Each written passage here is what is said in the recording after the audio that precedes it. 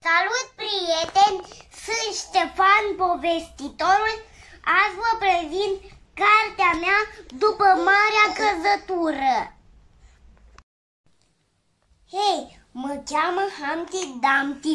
Locul meu e acolo sus, să mă uit cu binoclul la păsări, dar mi-e cam frică de înălțimi.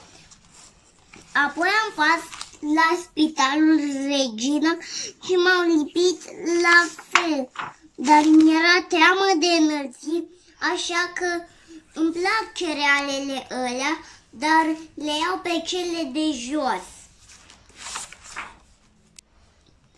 Apoi treceam pe lângă zid, dar tot mi-era frică, așa că mi-a venit o idee. Eu mă uitam cu binoclul la avioane. Și apoi am lipit, am tăiat, m-am tăiat. Și ce să vezi, era gata. Și a făcut Humpty Dumpty un avion păsărică. Apoi era vesel, dar tot era frică. Vai, mi-e frică să mă urc.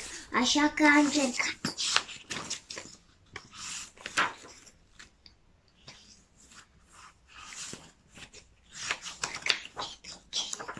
Urca încet, încet. Humpty Dumpty nu s-a uitat în jos, nici în sus, pas cu pas. Și dintr-o dată, Humpty Dumpty a reușit. Dar ce să vezi? Humpty Dumpty a început să se crape și din el ce-a ieșit?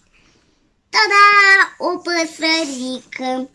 Și acum Humpty Dumpty nu mai era un ou sperios.